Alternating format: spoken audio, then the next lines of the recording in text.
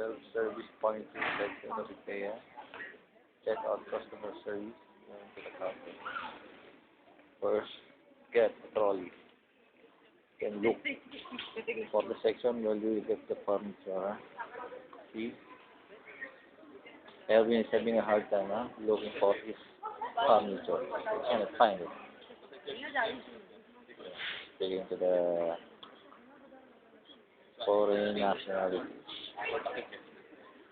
Looking for a kitchen furniture.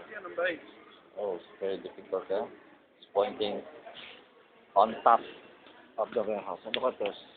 It looks like Uniwide. See? This is dangerous, huh?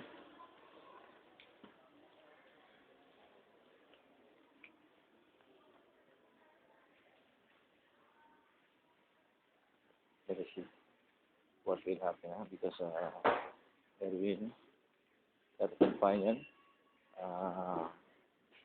Maybe a Sudanese or African nationality. Now he points that item, and I think Erwin will climb up. Yes, he found it. Now who will climb up? Look at those surprise ups. It's too much. Yeah, see that? See that helper? He was a boy, huh? That was the head fellow.